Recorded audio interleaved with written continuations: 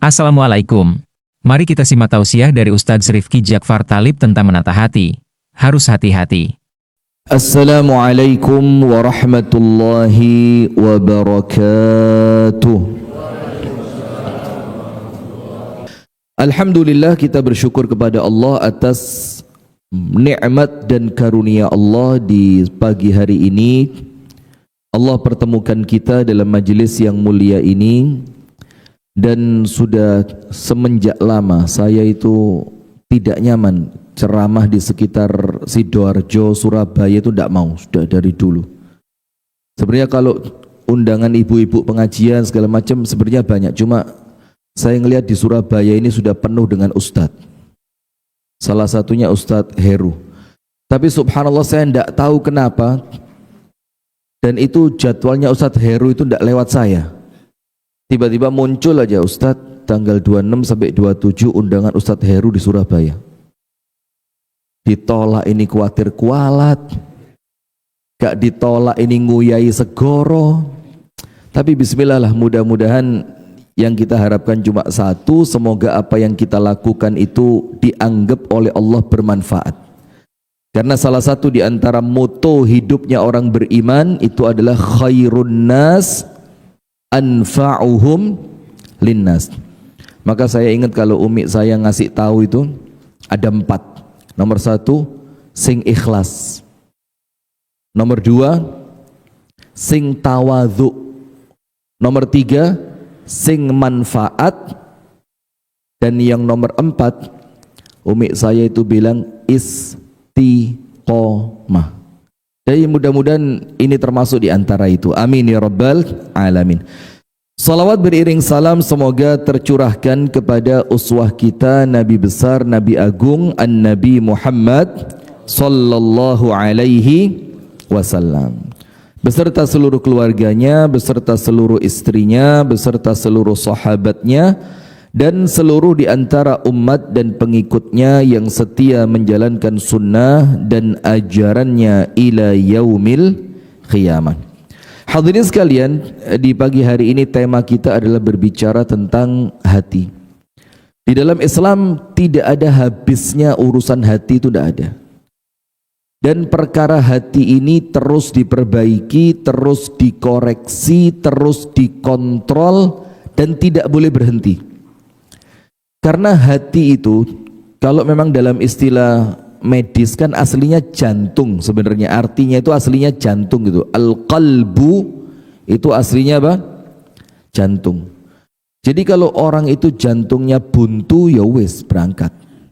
Walaupun sekarang ada pasang ring lah, bypass lah, tapi itu menunjukkan bahwa hati itu atau jantung ini vital banget. Kalau di kendaraan zaman dulu orang bilangnya apa? Karburator. Ya apa Syekh? Sekarang ganti apa? Wes injek sekarang, luar biasa. Nah, maka kalau karburatornya baik, maka motor itu jalannya enak, gak pakai berebet. Tapi kalau sudah jantungnya bermasalah, karburatornya bermasalah, itu mesti ono ai masalah-masalah, entah di gasnya ndak nyaman, larinya ndak kenceng. Dan itulah yang oleh Islam diproyeksikan untuk terus notoati dan tidak boleh berhenti terus. Bahkan apabila antum buka, ada satu kitab Tazkiyatun Nafs ditulis oleh Syekh Ahmad Farid. Itu kumpulan dari 3 ulama, dari Ibnul Qayyim, Ibnu Rajab, dan Imam Ghazali. Itu digabung jadi satu, diambil sari-sarinya dari ucapan-ucapan Ibnul Qayyim Al-Jauziyah, dari ucapan Al-Imam Ibnu Rajab Al-Hambali, dari ucapan-ucapan Al-Imam Al-Ghazali, itu dikumpul jadi satu, dimix, muncullah kitab Tazkiyatun Nafs milik Al-Imam milik Al-Doktor Ahmad Farid. Salah satu yang ditulis di sana apa? Beliau mengatakan semua amalan fisik, sholat, ngaji, puasa, umroh, haji, semuanya anda ngomong amalan fisik apapun sudah, termasuk duduk untuk mencari ilmu, itu induknya itu mengarah pada hati. Itu semua endingnya itu mengarah pada hati. Maka alangkah ruginya orang-orang yang amalan fisiknya bagus tapi hatinya tidak tersentuh. Dan mungkin di antara kita banyak yang mengalami. Saya zaman dulu itu ya berapa tahun, 14 tahun yang lalu, itu istiqomah ikut ngaji di salah satu tempat di Jakarta.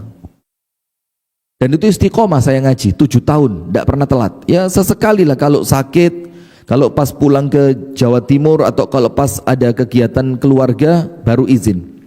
Itu subhanallah, semakin ngaji, tidak tahu kenapa hati ini ngelihat orang Islam itu kayak tambah jauh, tambah jauh, tambah jauh.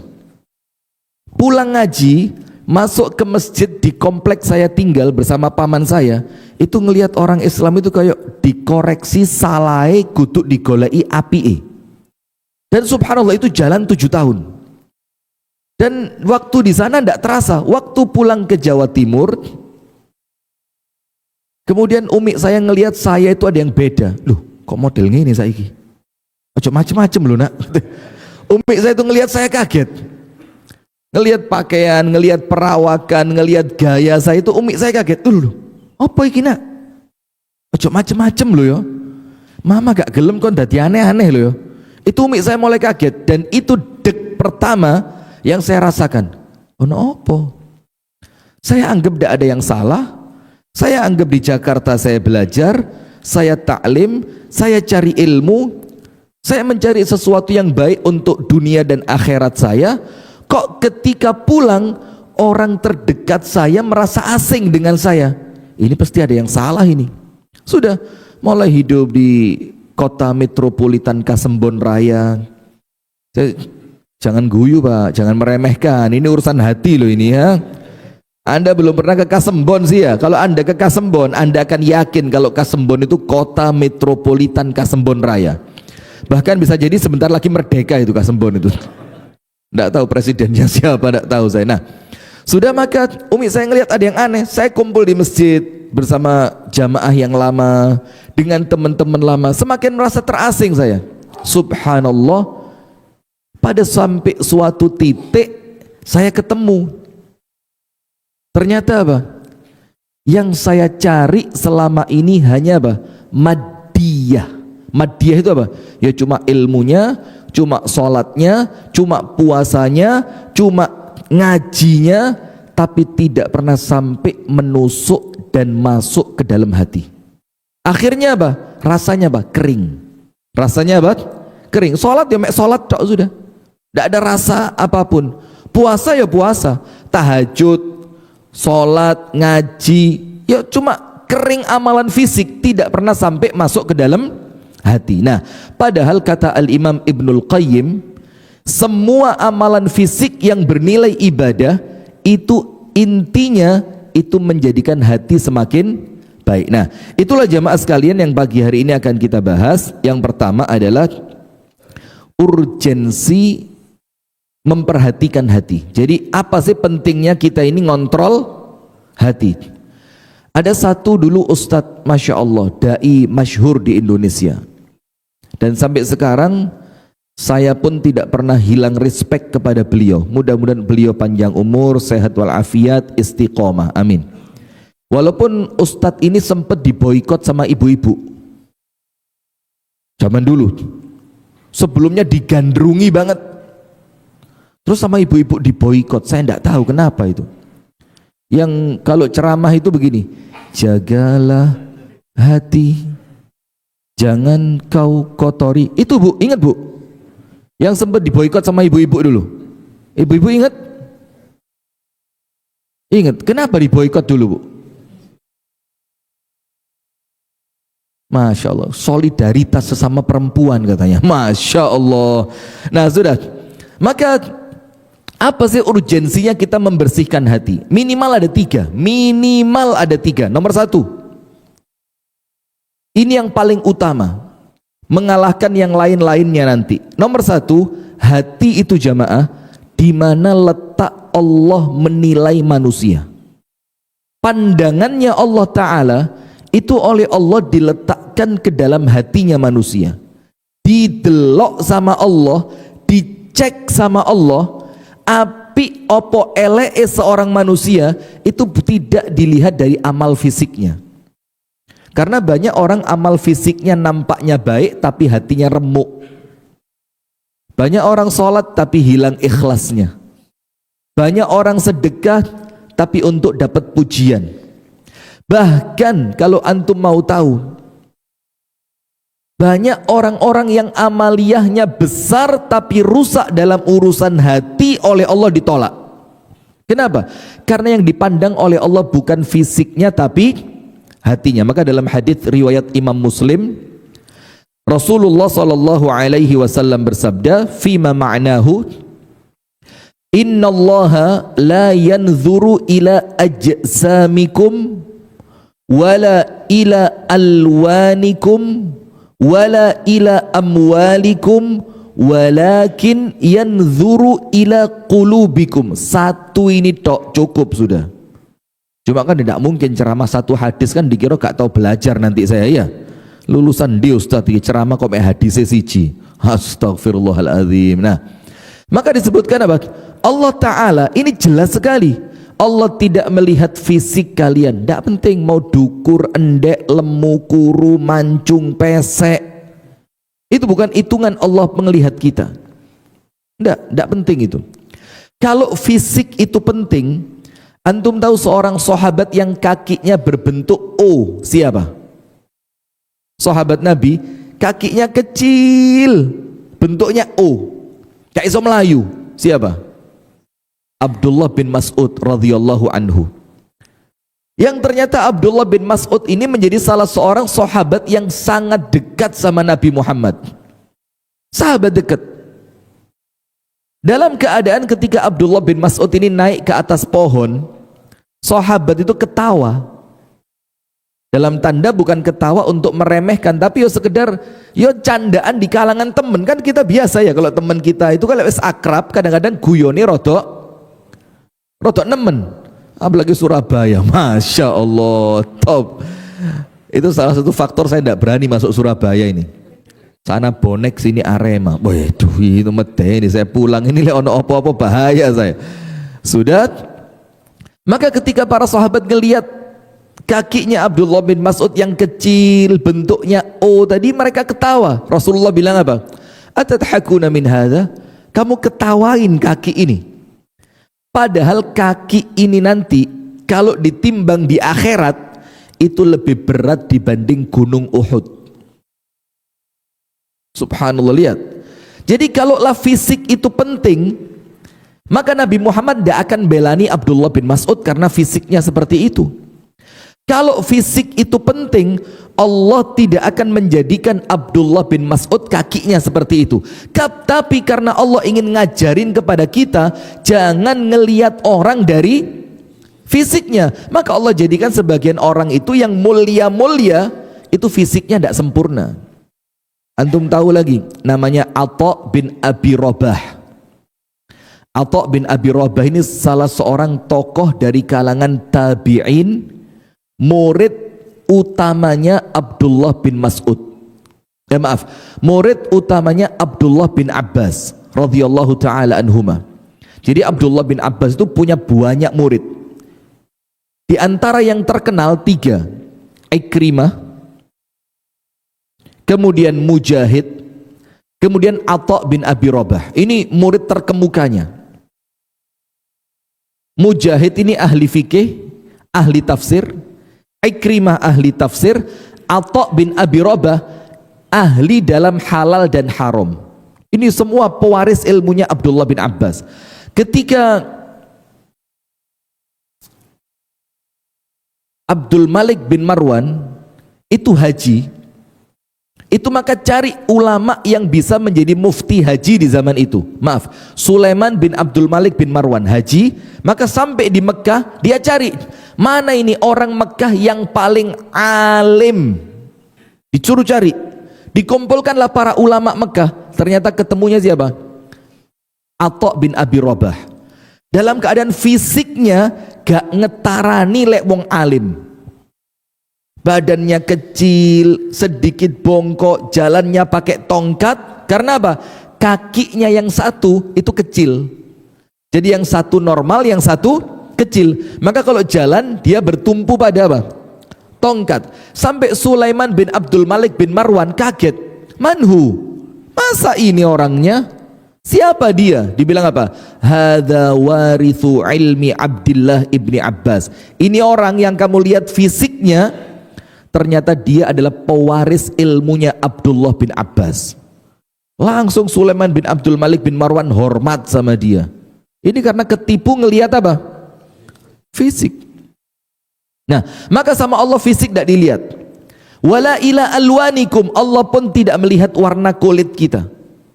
Jadi orang Islam kalau bingung masalah glowing, ini orientasinya bukan akhirat, tapi orientasinya apa?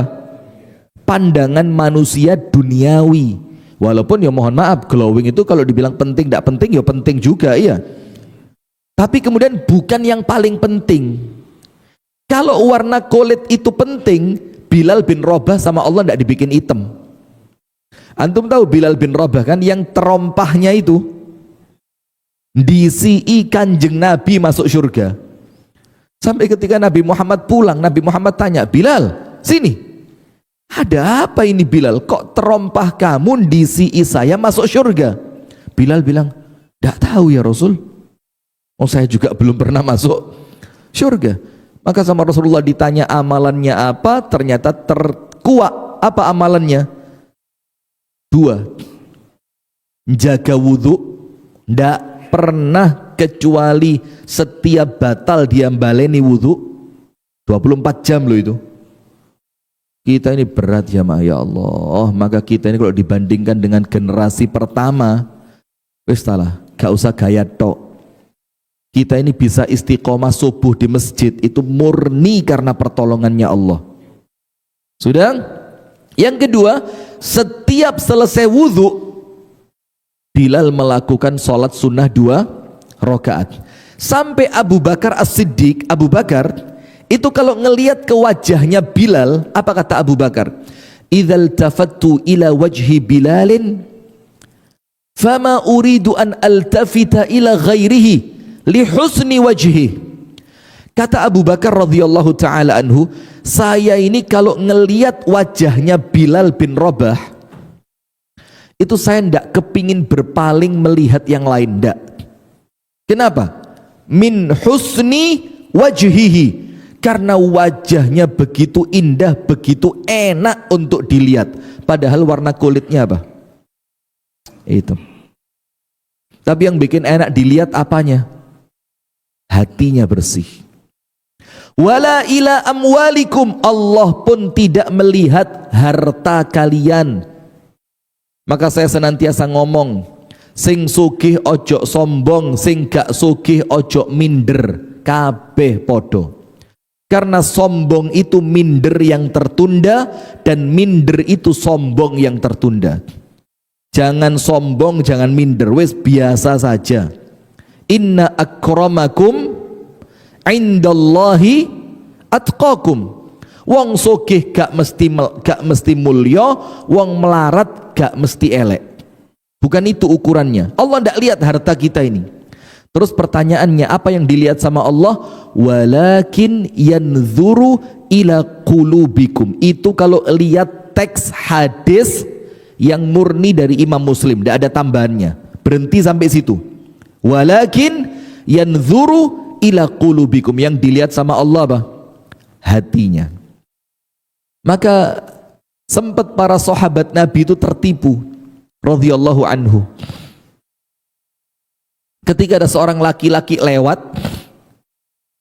laki-laki yang lewat ini kalau untuk orang Surabaya necis, pakaiannya rapi, kenceng, wangi, melakuni tegas, kewabai. Kalau pandangan fisik sempurna ini orang. Rasulullah bilang apa? Ma tadhunnuna fi hadha, ini orang menurut kalian bagaimana? Ini hadisnya sahih. Yang melakuni kenceng, cak, kelambi ini rapi, wangi, kelimis. Ma tadhunnuna fi hadha? Ini orang menurut kalian bagaimana? Ya Rasulullah, ini orang ya Rasul, idza takallama yusma. Kalau ngomong mesti diperhatikan sama orang. Wa idza syafa'a yusyaffa.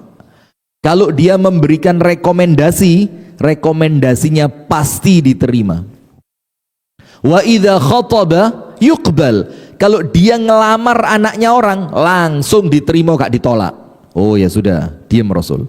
Karena para sahabat menilai dari mana? Fisik.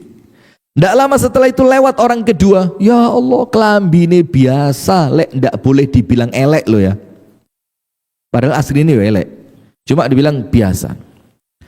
Aromanya tidak harum seperti orang yang pertama. Rambutnya lusuh. Tidak kelihatan gaya orang yang kalau apa-apa itu diperhatikan. Biasa banget. Biasa banget. Apa yang terjadi? Rasul tanya, "Ma tadhunnuna fi hadha?" Kalau yang ini, ya apa kata Rasul? Orang kedua ini bagaimana? Kata para sahabat, "Ya Rasulullah, imma hadha idza takallama la yusma." Aduh ya Rasul, ya apa ya? Tapi lah panjenengan takon nih, tak jawab. Coba ndak gitu, ndak berani ngomong katanya. Kenapa? Ini orang ya Rasul yang barusan lewat ini, kalau ngomong gak dirungokno sama wong, gak dirungokno blas. Wa idza syafa'a la yusyaffa. Kalau dia ngasih rekomendasi, gak dilihat, gak diperhatikan, gak diterima. Jadi surat rekomendasinya dia itu gak direken. Wa idza khataba yurad. Kalau dia ini ngelamar anaknya orang, pasti ditolak. Apa kata Rasulullah? Wallahi, demi Allah, ini orang yang kedua jauh lebih mulia di sisi Allah dibanding orang yang pertama. Karena apa? Penilaiannya Allah bukan pada fisik tapi pada hati. Sampai dalam hadis yang lain dikatakan rubba asy'ath. Berapa banyak orang yang rambutnya itu lusuh, acak-acakan, aghbar, badannya lusuh penuh dengan debu. Mardudun alal abwab, kalau ngetuk pintu rumahnya orang mesti gak dibuka no. Tapi apa orang ini? Lau aqsama 'ala Allah la abarrah. Kalau dia berdoa di hadapan Allah langsung diijabah. Padahal di mata manusia bagaimana? Rambutnya lusuh, pakaiannya berdebu, ngetok lawange wong. Wah, sumbangan mesti wis iki wis tolak ae. Bilang bapak ndak ada gitu loh. Tapi sekali orang ini angkat tangan, diterima sama Allah. Contohnya siapa? Uwais ibnu Amir Al-Qarni. Uwais itu ketika ketemu di zamannya Umar, antum buka riwayatnya, itu yang kepala rombongannya bilang apa? Ya Amirul Mukminin, la narfa'u ilaika Uwaisan illa rajulun fihi jinnah. Ya Umar, maaf, Uwais yang ikut bersama kami ndak pantas ketemu panjenengan, ndak pantas. Kenapa? Kami tinggal Uwais itu bukan untuk berangkat haji. Jadi kami ajak dia bukan untuk haji. Kami ajak dia untuk melayani kami. Sekarang Joko Unto. Kami haji, dia jaga unta kami. Ngasih makan, ngasih minum, mandiin. Sehingga nanti kalau kami pulang balik ke negeri Yaman, itu unta kami siap untuk ditunggangi. Warajulun fihi jinnah. Uwais yang panjenengan cari itu laki-laki yang menurut kami nun sewu nggih, rodok gendeng. Dan itu kalimat mereka, penilaian mereka kepada siapa? Uwais. Karena yang dilihat apanya? Fisik. Kita banyak tertipu dengan itu. Maka Umar mengatakan, la ubali bi kalamik, wes gak tak reken omonganmu iki. Sing penting saya diperintah sama Nabi disuruh nyari Uwais. Ternyata betul ketemu, dan itu Uwais yang dicari. Yang kalau pandangannya manusia rodok gendeng. Sip, itu urgensi nomor 1. Karena hati itu letak pandangan siapa? Allah. Bukan fisik, bukan harta, bukan warna kulit. Maka rugi orang kalau perhatian kepada fisiknya mengalahkan perhatiannya pada hatinya. Dia lebih konsen membersihkan fisiknya untuk dipandang manusia dibandingkan dia konsen membersihkan hati untuk dipandang oleh Allah. Itu orang yang rugi, nomor satu. Nomor dua, hati itu jamaah adalah penggerak. Jadi motornya apa? Motornya. Dia generatornya. Dia itu adalah poin terpenting untuk menggerakkan kita sholat, menggerakkan kita zakat, menggerakkan kita haji, menggerakkan kita umroh, menggerakkan kita bisa baik kepada orang lain. Itu intinya pada hati. Tapi nanti di akhir mesti ada pertanyaan, Ustadz, kalau ceramahnya tema hati Ustadz, mesti ada orang yang ngomong begini Ustadz, wes sing penting hatine apik, ra sholat rapopo. Nggak ada orang atine apik gak sholat, itu nggak ada, nggak mungkin. Wes sing penting atine apik ra usah ngaji. Loh, dari mana ceritanya hatinya apik kemudian gak ngaji tuh? Karena kalau orang atine apik mesti sholat, kalau atine apik mesti ngaji. Jadi jangan ketipu dengan ghurur seperti itu. Ghurur itu apa? Tertipu dengan gangguan setan. Nah, termasuk ghurur ini saya ingatkan, walaupun saya ini bukan tipe kritikus, saya enggak. Antum cek ceramah saya itu di YouTube sudah lebih dari 1000 video. Antum cek mulai awal sampai akhir, insya Allah enggak ketemu saya ngeritik ustadz lain, itu insya Allah enggak ketemu, kecuali kritikan-kritikan kecil yang keterlaluan lah, seperti yang ketika ngerokok terus membela diri ngomong rokok halal, itu kebangetan lah itu ya. Ya itu, tapi bukan kemudian ngeritik yang panjang, sekedar kayak guyon saja, titik-titik gitu loh. Itu kayak bumbu neto, karena lek kakean ya kecut nanti. Sudah? Maka begini, termasuk salah satu yang ghurur, tertipu sama setan. Itu kata Ibnul Qayyim, ghurur. Ghurur itu apa? Maksiat, tapi tertipu dengan ampunannya Allah. Itu namanya ghurur. Orang senengane maksiat tapi ndungone, ya Allah hamba memohon husnul khotimah. Itu ghurur.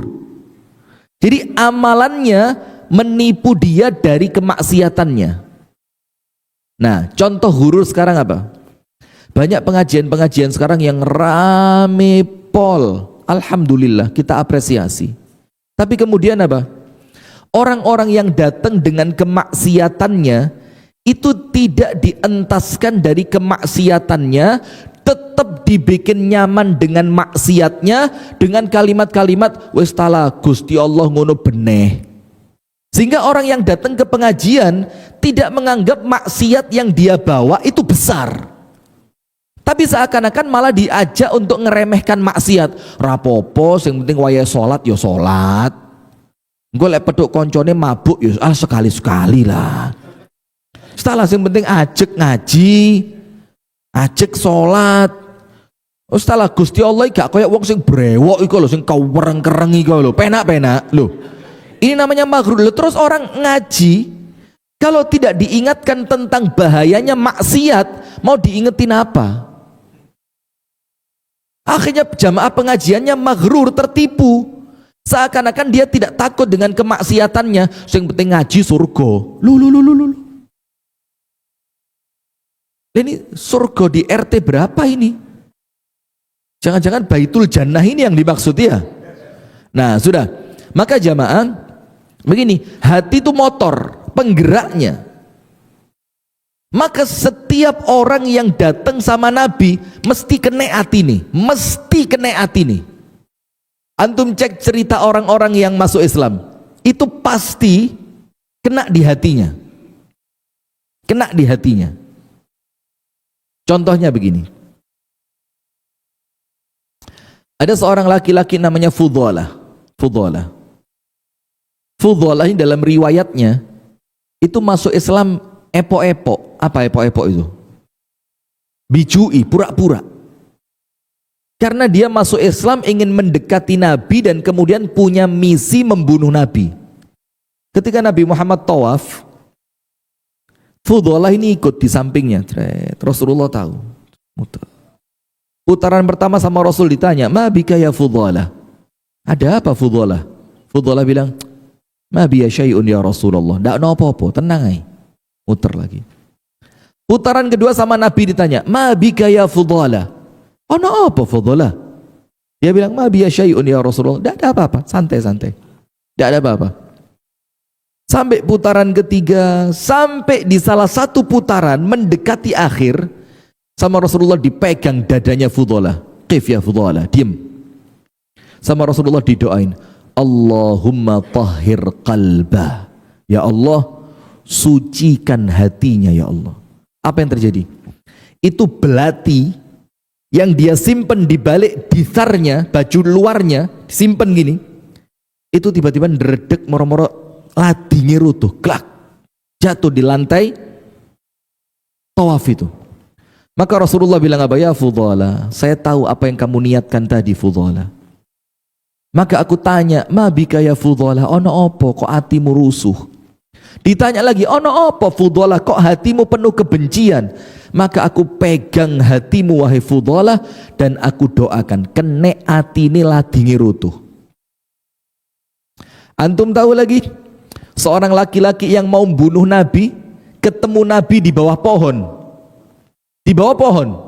Nabi Muhammad tidak bawa senjata, senjatanya digantung. Itu laki-laki datang sama Nabi Muhammad, pedangnya sudah ditaruh di lehernya Nabi Muhammad. Terus Nabi Muhammad dibangunin pakai kakinya. Qum ya Muhammad. Dibangunin. Setelah Nabi Muhammad bangun, laki-laki musyrik tadi itu sambil pedangnya terhunus begini, tanya, "Man yunqizuk?" Muhammad, kalau sudah begini, siapa yang nolong kamu? Coba. Apa kata Nabi Muhammad? Allah. Allah yang nolong saya. Dekati ini wong musyrik. Ditanya, siapa yang nolong kamu? Dibaleni sampai ping telu. Allah. Allah yang nolong saya. Itu pedangnya jatuh. Ini bukan karena gertaan, Pak. Orang kalau hatinya kuat, omongannya itu mandes. Karena omongan ini cuma fasilitasnya saja, mulut. Tapi sumbernya apa? Hati. Maka hati itu penggerak. Itulah kenapa Rasulullah mengingatkan kita, wes talah perhatekno hati gitu, mel o agim itu loh. Agim. Ibu-ibu yang sempat boikot tobat Bu ya. Saya tahu fotonya waktu itu di medsos rame. Fotonya Agim dibakar. Saya kira yang bakar siapa? Ibu-ibu. Fotonya beliau diinjak-injak. Tobat Bu nggih? Bu. Bu. Panjenengan sempat ikut-ikutan apa enggak waktu itu? Ini hati ini kadung rusuh ini. Lawang nikah resmi, baik-baik, dihujat sama ibu-ibu. Sudah, saya lanjutkan. Maka Rasulullah mengingatkan, di dalam diri manusia ada segumpal darah, mudghah. Kalau segumpal darah itu baik, idza saluhat saluha sairu amali, maka semuanya bakal baik. Kalau hatinya, kalau segumpal darahnya apa? Baik. Tapi kalau segumpal darah ini jelek, apa yang terjadi? Fasada sairu jasadi, saawak katut elek kabeh. Rasulullah bilang apa? Segumpal darah itu apa? Ala wahyal qalb. Segumpal darah itu apa? Hati. Maka hati-hati. Hati ini menjadi kotor karena apa? Dosa. Karena apa? Dosa. Karena dosa itu oleh Allah diletakkan di dalam hati. Dalilnya apa? Hadis yang sahih, idza adznabal abdu nukita fi qalbihi nuktatun sauda. Kalau seorang hamba melakukan dosa, langsung dikasih satu titik hitam di mana? Di hatinya. Beda waktu saya SD dulu. Guru agama saya baru meninggal, semoga Allah merahmati beliau. Saya pernah dikewaplok sama beliau. Pawok. Dan ketika beliau ngaplok saya itu seperti di film kartun itu loh, yang kalau mari ketatap di atas kepala ada cuit cuit cuit cuit cuit cuit. Asli Pak, betul begitu Pak. Bawaan terleng ngaplok. Bawah gitu. Itu langsung mata saya seketika kayak ada Kayak ada manuk empriti nek ndukur iki. Cuit cuit cuit cuit. Subhanallah. Tapi yo ndak nyalahno, memang kita kurang ajar. Dan zaman itu, Pak, guru ngaplok itu, Pak, karena didik. Sekarang ngaplok kok coba. 6 bulan, Pak. Kena 6 bulan panjenengan. Karena guru sekarang harus dianggap kayak pembantu. Dibayar, ojo kok ganggu anakku. Maka itulah repotnya. Maka sekarang bikin pondok itu, Pak, pakai tanda tangan hitam di atas putih. Tujuannya apa? Anakmu tak didik, tapi percayakan sama saya, jangan diganggu saya didik anakmu. Jangan diporan-parani ay, nak mangan opo? Ngerusak pendidikan ini. Maka insya Allah panjenengan doain lah. Insya Allah tahun depan saya mulai bangun pondok. Nanti orang tua tidak boleh ikut campur. Terima beres. Tapi syaratnya apa? Orang tua di rumah kudu tirakat, kudu tahajud, poso, ngaji. Insya Allah nanti yang di pondok tahajud, poso, ngaji, connect dadi anak panjenengan. Ini anaknya di pondok, ibunya tiktokan. Ya apa ceritanya? Ngerusak ini. Na'udzubillah min dzalik. Sudah, kita lanjutkan. Nah, kalau segumpal darah ini baik, semuanya baik. Apa segumpal darah itu? Hati. Dan yang bikin hati itu rusak apa? Dosa. Ketika seorang hamba melakukan dosa, Allah kasih satu titik hitam di dalam hatinya. Kalau guru agama kami waktu SD dulu bilang apa? Dosa iku lek pahala didekek pundak kanan, lek dosa didekek pundak kiri. Dadi wong lek kakean dosa mlakune miring ini lho Masya Allah. Jadi waktu itu setiap ada teman-teman melaku itu kita lihat gini. Oh kenceng, imbang iki, dosane mbek pahalane podo iki. Ya bukan salahnya guru, tapi apa? Gampang no murid waktu masih kecil biar ngerti. Tapi setelah kita dewasa, setelah kita belajar, kita baca hadis, ternyata dosa itu letaknya di mana? Di hati. Maka kalau hati terlanjur penuh dengan dosa, itu ayatnya apa? Kalla bal rana ala qulubihim ma kanu yaksibun.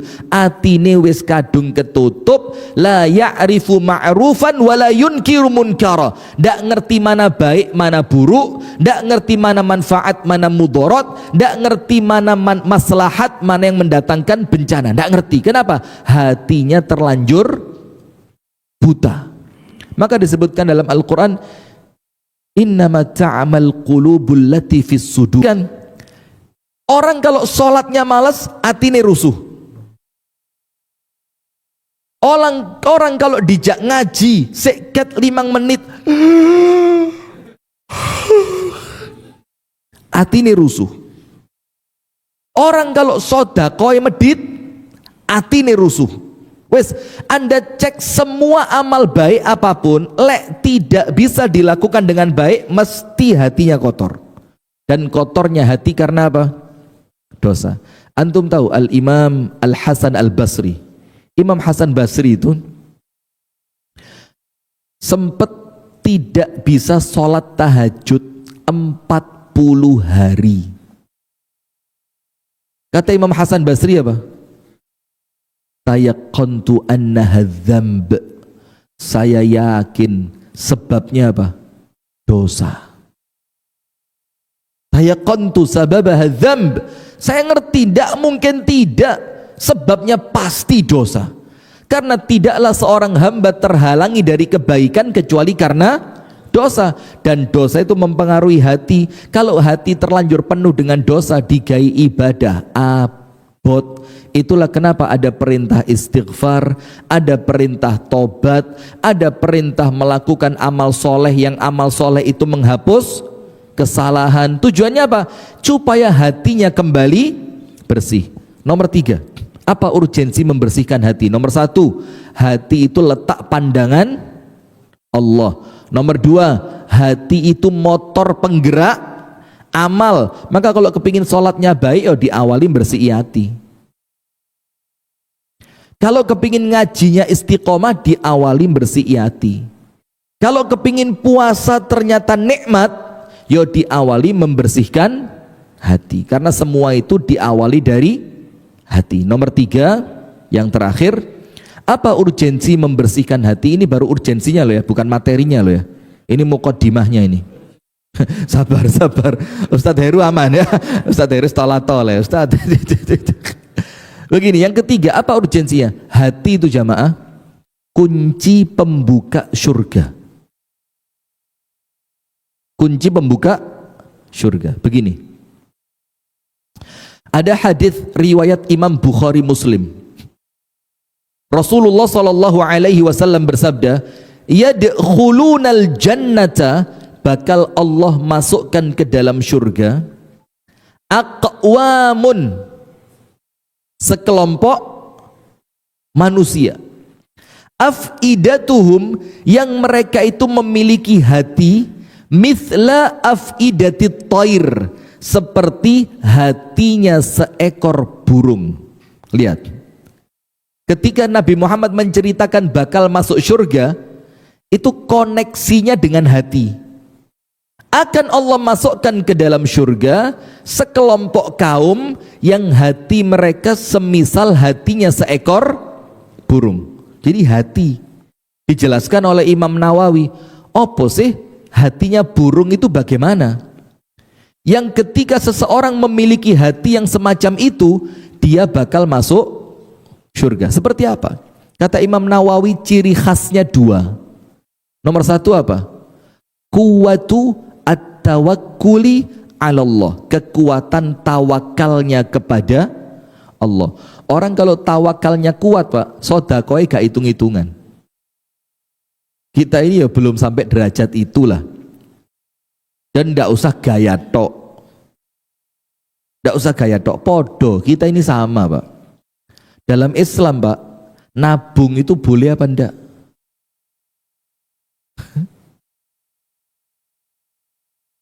Nabung boleh apa enggak? Boleh?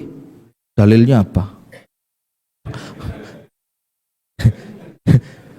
Sama panjenengan kayak saya, ditakoni guyang-guyu podo plek kayak saya.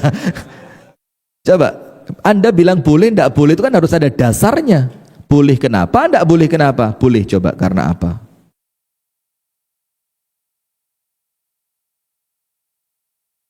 Saya tanya loh ini. Nah, begini jamaah. Memang ada ustadz yang kemudian sabkul lisan. Memang ustadz itu jamaah, tolong dimaklumi. Dari sekian ribu ceramah beliau di YouTube, sing salah mek telu, itu hebat banget, Pak. Loh, Anda menjadi lucu kalau 1000 ceramahnya yang Anda cari cuma salahnya. Itu ajaib banget. Sampai ada orang ceramah 2 jam, itu digoleki 3 detik salah ngomongnya. Lagi sing digoleki kok eleke kudu apike. Ada satu ustadz ngomong begini, sampai yang ngeritik itu ibu-ibu gak jilbaban. Ini ustadz ngawur. Dibilang tidak ada perintah umat Islam suruh nabung, itu ndak ada. Loh, ini kan ya mungkin boleh lah dibilang itu salah, iya kan? Tapi tidak menafikan kebaikan beliau yang banyak yang lain. Dalilnya nabung apa? Ada, Pak, boleh nabung, boleh, tidak dilarang. Islam itu realistis. Kuatirnya kalau panjenengan tidak nabung, pas ono kebutuhan mendesak malah ngerepoti wong. Betul apa enggak? Kalau pas panjenengan kepingin nikah lagi, mosok minta uang ke istri, dek, jaluk doe maneh dek, kayak rabi maneh, gak mungkin dikei. Maka panjenengan perlu nabung seketika panjenengan perlu iso. Bukan itu contohnya. Pak Eko ngenteni, Pak Eko ndi poligami ini durung metu iki. Astagfirullahaladzim. Ndak. Begini. Dalilnya panjenengan buka surat Yusuf. Surat apa? Yusuf. Ketika Nabi Yusuf itu menginstruksikan kepada Raja Mesir, ketika nanti panenannya mau diapain, Nabi Yusuf bilang, panenmu dumen telu. Nomor 1, digunakan untuk 1/3 untuk makan. Nomor 2, 1/3 lagi untuk disimpan jagani masa paceklik panjang. 1/3 lagi kembalikan sebagai bibit. Berarti panennya dibagi berapa? 3. Yang 1/3 dimakan, yang 1/3 disimpan untuk jagani paceklik, yang 1/3 balik menjadi bibit. Nah, sepertiga yang disimpan ini apa namanya kalau bukan nabung? Nabung, boleh. Tapi ya mohon maaf, disesuaikan lah. Mosok tabungan sampai 3 triliun itu loh. Sementara dulure sing liyane keluwen, mondokno anak gak duwe duwe, yang lain lagi berobat untuk hemodial apa, yang cuci darah itu, sampai harus berangkatin numpak becak, kan yo gak pantes. Sementara tabungan Anda 3T. Dan Anda tahu Pak, saya pernah iseng-iseng ngitung, orang yang punya uang 2 bukan 3, 2T itu zakatnya 50 M. Orang yang punya duit 2T zakatnya berapa? 50 M. Dan saya punya beberapa nama yang simpenannya itu 2T. Saya tidak yakin kalau mereka itu zakatnya 50 M. Suudzon, astagfirullahaladzim, astagfirullahaladzim. Ya kan dia zakat tidak perlu lapor kita ya kan? Tapi kok ketoknya gak mungkin. Astagfirullah wa atubu ilaihi. Maka saya mesti ngomong, sodakoho sadurunge sogih. Karena sedekah sebelum kaya itu jumlahnya kecil dan enteng. Engkau lewes sogih, medit-medit. Maka mumpung belum kaya ini dilatih Pak. Sehingga ketika nanti kita kaya, kita terbiasa untuk apa? Sedekah. Maka kata Imam Nawawi, burung itu yang pertama ciri khas hatinya apa? Tawakalnya kuat. Pergi di waktu pagi cari makan, pulang di waktu sore temboloknya penuh. Ndak ada burung gawa kresek simpen gawe meni, ndak ada. Wih, mumpung akhirnya simpen gawe meni. Ketemu burung? Ndak ada. Besok ya golek maneh, mulai maneh. Maka orang yang kerjanya lembur kok kalah mbek manuk. Kok kalah mbek manuk. Sampai lembur, ninggal istri, ninggal anak. Mana orangnya? Maaf lo ya, saya ndak nyindir lo ya. Yes, guyon saja ya, tapi ya bisa dipakai renungan lah. Golek opo sih? Saya punya temen di Kasembon, temen karib sama saya. Kerjanya itu punya warung nasi padang. Hasilnya ndak seberapa lah, tapi cukup. Alhamdulillah. Suatu hari, dan dia sholatnya 5 waktu istiqomah di masjid. Masya Allah, alhamdulillah. Dibilang kaya ya ndak, tapi cukup lah. Mobilnya biasa, pakaiannya biasa, rumahnya biasa, tapi enak. Tertib ke masjid 5 waktu, enak ketemu di masjid, pulang, ketemu, pulang. Suatu hari dapat proyek ngirim makanan untuk pabrik triplek sehari 1000 bungkus. Duit gede apa cilik? Besar ini Pak. Semua yang datang ke rumah saya cerita ke umi saya, kan sama-sama pengusaha warung ya. Weh Bu, dapat proyek besar, sumringah mukanya. 1000 bungkus tiap hari. Saweneng deh, masya Allah. Nanti Bu umroh enteng, jamaahnya TCU. Umroh enteng. Nanti saya bangun pondok Bu aman. Ini masa trainingnya 3 hari Bu. Kalau 3 hari sukses, dilanjutkan untuk kontrak 6 bulan. Wes, masuk hari pertama, gak ketok di masjid. Beduk mulai hilang, asar hilang, maghrib datang, mukanya pucet. Kenapa? Masya Allah Ustaz, bangun mulai jam 1, belum tidur belas. Sudah. Hari kedua, setelah Isya mampir ke rumah saya, kayaknya ndak kuat. Kakek tak belas di masjid ini. Hari ketiga apa? Saya serahkan ke orang, wes ndak kuat saya. Terus hari keempat, dalam keadaan meh mati ini, mengkek sudah. Ngomong apa? Wes, saya dinasehati istri saya Ustadz. Apa kata istri saya? Walayah ya. Wong golek 10 isu 10 sore ae lho. Kok sampai ninggal masjid, subhanallah. Itu ketoke ringan tapi mandes Pak. Apa dia bilang? Wong golek 10 isu 10 sore, kok sampai ninggal masjid. Akhirnya ditinggal sama dia, subhanallah. Lihat ini, hati qanaah seperti itu loh Pak. Wong kota belum tentu punya. Walaupun tentu kita ndak nyuruh panjenengan jadi miskin, yo ndak. Lek iso soge, yo karuan soge Pak. Tapi hati-hati, soge tantangannya juga berat. Nah sudah, Kata Imam Nawawi yang kedua, apa ciri khas hatinya burung itu? Lin. Lin itu apa? Layin. Layin itu apa? Lembut. Itulah kenapa hidangan makanan penghuni surga itu daging apa? Walahmi tayrim mimma yashtahun. Daging burung yang sangat menggiurkan. Karena apa? Hatinya burung itu lembut. Maka kata Imam Nawawi, orang yang punya dua ini jaminan surga. Hati ini Pak, bukan amal fisik. Nomor satu, tawakalnya kuat. Nomor dua, hatinya lembut. Penutup di pagi hari ini. Ini semua panjenengan hadisnya tahu, tapi penyemangat buat kita sebagai motivasi. Ada seorang sahabat Nabi kumpul sama Nabi Muhammad, diceritani sama Nabi, yamurru bikum rajul min ahlil jannah. Sebentar lagi lewat di depan kalian laki-laki calon penghuni surga. Para sahabat langsung melek kabeh, hati-hati jangan sampai lewati. Deloken sapa wonge? Cek. Ndak lama lewat seorang laki-laki, biasa pol biasa nih. Kualik. Pol biasa nih. Iya betul ya. Wes pokok biasa pol. Sampai para sahabat tidak yakin. Loh mosok iki? Jenggotnya masih basah dengan air wudhu. Tangan kirinya nyincing sandal. Karena kelihatan para sahabat tidak begitu yakin, sama Nabi diulang pada hari yang kedua. Sebentar lagi lewat di hadapan kalian laki-laki penghuni surga. Lewat lagi, ternyata orang yang sama. Para sahabat tambah bingung, loh kok iki maneh? Gak liyane ta. Karena para sahabat melihat apa? Amal fisiknya.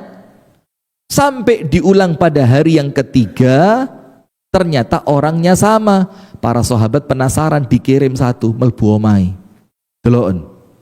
Iku lek pas di omah amalane opo? Tetep mikirnya apa? Amal fisik. Nginep di rumahnya orang tersebut, minta izin untuk nginep, diizinkan. Malam pertama gak tahajud blas. Anda cek hadisnya. Sampai sahabat yang nginep di rumahnya kaget. Penghuni surga gak tahajud. Keliru Nabi, keliru. Besok pagi ngejak sarapan, ditak, loh mas sampean gak poso? Gak tahu. Aduh, jerone ati apa? Poso rek. Mlebu surga gak tahu poso. Sampai adzan zuhur tidak sholat sunnah duha. Ditakoni, mas gak duha? Ya ora tahu. Blas gak tahu. Sampai yang nginep itu mikir apa? Oh mungkin hari pertama ikhlas, gak gelem riak, disingit no amale. Ya wis, enteno no malam kedua. Ternyata malam kedua sama, hari ketiga juga sama. Sampai sahabat ini akhirnya ngaku, mas, saya ini nginep di rumah sampean mas, ada rahasianya.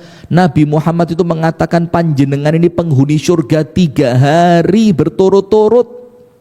Maka saya kepingin tahu amalan apa yang anda punya yang kami belum punya, yang amalan itu bikin anda masuk surga, yang kalau kami amalkan kami pun bakal masuk surga. Apa jawabannya penghuni rumah tadi? Mahiya illa ma ra'ait. Aku gak duwe apa-apa mas. Yang saya amalkan ya cuma yang kamu lihat itu tok. Gano sing tak tutupi, ono sampean gano sampean ya iku. Sampai akhirnya sahabat ini putus asa, minta pulang dia. Ya wis tak mulai wis. Dipanggil. Ojo purik tala, rina dulu, tak kandani. Sebelum tidur saya punya 2 amalan. Apa amalannya? Nomor 1, sebelum tidur semua orang mulai saya bangun tidur sampai saya kembali tidur, yang orang itu ngerasani saya, ngilokno saya, menzolimi saya, semuanya saya maafkan dunia akhirat. Bisa panjenengan?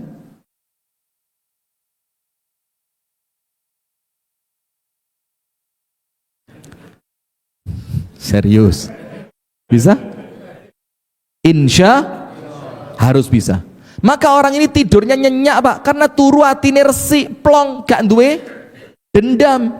Kita mau tidur kilingan duit dicolong wong, mobil dibaret orang, rumah diantem krekil, ya turunnya mimpi buruk diuber ulo sampean. Ini orang tidur bersih artinya semua yang saya tahu maupun yang saya tidak tahu, yang zalim sama saya, ngerasani, ngilokno, ngakali, khianat, beres ya Allah, tak maafin. Amal kedua apa? Buat besok saya tidak punya niat sedikit pun zalim kepada satu orang muslim pun. Apa kata sahabat yang nginep di rumahnya? Hadzalladzi adkhalakal jannah wa hadzalladzi fika wa laisa fina. Ini yang bikin kamu masuk surga dan ini yang kamu punya dan kami belum punya. Ternyata amalannya apa? Hati. Nah, itulah jamaah sekalian. Ternyata amal fisik itu penting. Tapi ada yang jauh lebih penting, yaitu amalan hati. Mudah-mudahan Allah Subhanahu wa taala mensucikan hati kita semua dan Allah jadikan hati kita ini senantiasa baik, jauh dari keburukan, jauh dari maksiat, jauh dari kotorannya, dan mudah-mudahan kita berjumpa dengan Allah dengan membawa qalbun salim. Amin ya rabbal alamin. Subhanakallahumma wa bihamdika asyhadu an la ilaha illa anta astaghfiruka wa atubu ilaik. Kurang dan lebihnya saya mohon